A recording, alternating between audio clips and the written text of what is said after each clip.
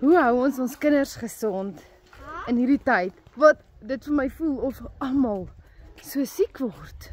So, ek is nie 'n dokter nie en al graad wat ek het is 'n MA graad. So ja, dis koelerig buite. Dit is die windjie waai 'n bietjie, maar kom uit. Kom speel in die son. Laat jou kinders in die son saam met jou speel. Laat hulle kaalvoet buite loop. Ja, nie, jy moet skoene, kouse, alles aantrek voor jy uitgaan nie. Nee. Kom ons stel hulle bloot aan die natuur. Laat hulle voete hier in die sand sit en hier in die modder en in die sand speel en al daai vitamiene en minerale absorbeer. Selfs al voel hulle reeds siek en is nou reeds by die huis. Laat hulle buite speel.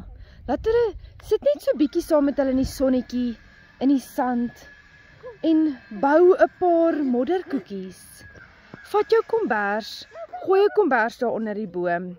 En as jou kind sand eet, dis okay, dis nie die ergste. Hierdie laaitjie van my, hierdie een, het so baie sand geëet as 'n baba.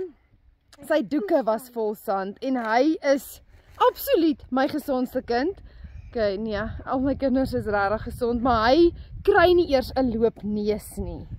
So dis okay, laat hulle daai sand eet. Julle is so belangrik in die sand met hulle hande, kaalvoet. Moet slippers aan? Ja. Kaalvoet. Julle en daar is hordes natuurlike remedies daar buite.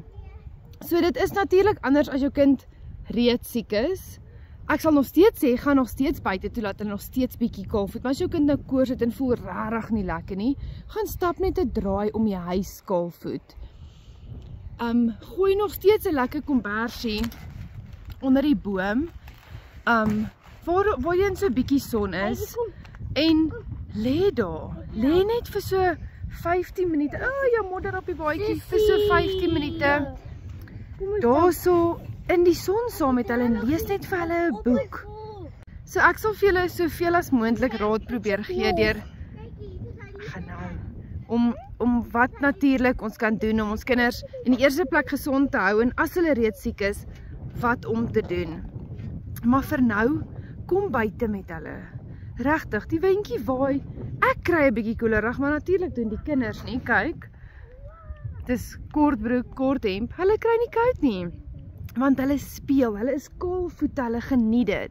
Nie een van my kinders het, Amonai het so 'n bietjie van 'n loopneus. Amper jok ek vir julle. Amonai het so 'n bietjie van 'n loopneus, maar ons sukkel al vir 'n ruk met haar.